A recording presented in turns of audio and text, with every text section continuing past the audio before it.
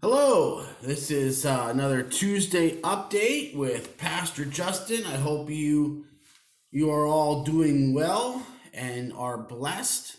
Just a one quick announcement before we get into some sharing.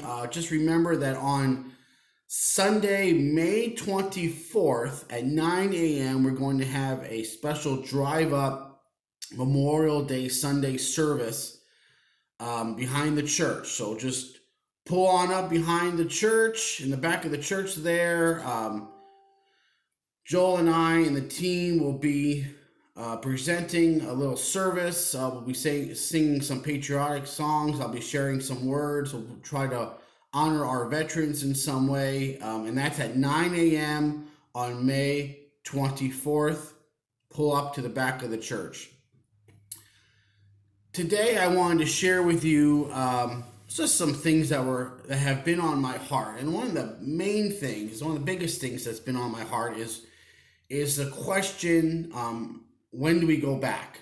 When can we come back to church? And simple answer that I have come up with is when we are allowed, or when it's safe to gather 100 people plus, then we as a church will start discussing coming back. Right now, there's a lot of plans out there from churches to come back sooner. And I find a lot of those plans, a lot of the plans that I'm reading, I find to be very restrictive, um, and almost impossible to have any type of worshipful atmosphere based on those restrictions. So 100 people plus, and then we will start the process of coming back. Now you might be hearing that and saying to yourself, "Wow, that could be October or November." Yeah, it could also be February of 2021. I don't know when that will be, but I'm being cautious. I'm going to tell you why I'm being cautious, because of something that happened to me um, last week. Last week, I was really wrestling with this. I was had my calendar out, and I was thinking, and I was praying, and I was just determined to figure out a way or a time or a date, something definite, something that we can work towards, some sort of goal, if you will, some sort of concrete answer when we can come back. And I was talking to Seneca, and as many of you know, Seneca is an occupational therapist. She works in Hillsdale County. She goes to work every day, mask, gown, what have you.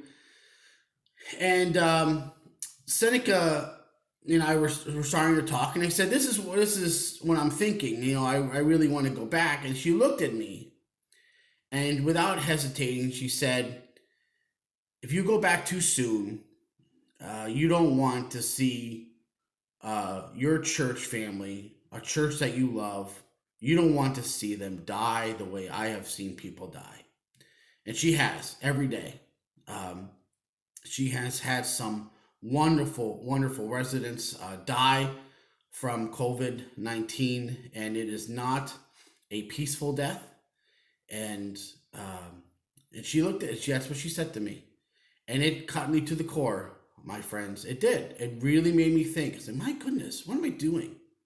I'm rushing because if we come back, I'm going to be more comfortable.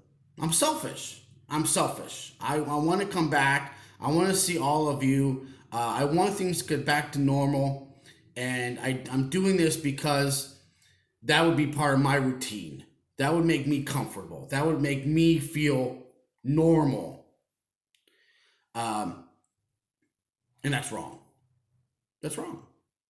I love you too much. I love the church too much to do that, to rush into that. So my opinion, which is just me, just Pastor Justin, and we are a congregational church, so it really, the final decision cannot come from me. But my opinion, my idea is 100 people plus, green light for that kind of gathering, and then we start talking about when we come back.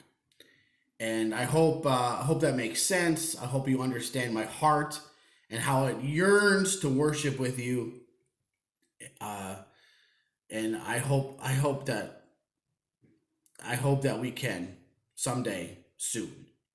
Um, I do hope that it's not going to be in the fall or, as I joked earlier, 2021. Um, I'm sure it won't be. So I miss you all. I miss you all. This isn't fun. This isn't something to look forward to each and every day.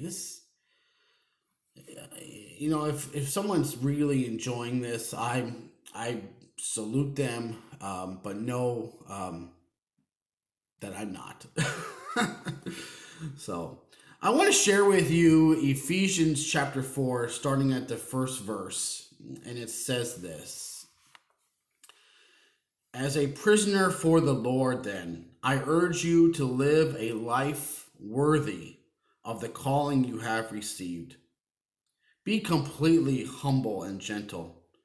Be patient, bearing with one another in love. Make every effort to keep the unity of the Spirit through the bond of peace. There is one body and one Spirit, just as you were called to one hope when you were called, one Lord, one faith, one baptism, one God and Father of all, who is over all and through all and in all. He's part of this journey with us, and I want you to be blessed. I want you to be encouraged. I want you to know that you are missed, that you are adored, and that you are prayed for each and every day. If there's anything you need, feel free to call me, to text me, to message me, to email me. Just let me know if there's anything that you need, and I will connect you with the people that are able to help and to answer your questions. If that not be me. So take care. God bless. It's wonderful seeing all of you online on Sunday mornings. Remember about May 24th at 9 a.m. And then we will be following that service, of course, with our regular live streaming. So keep those times and that date in mind for sure. So take care. God bless and have a wonderful, wonderful day. Bye bye.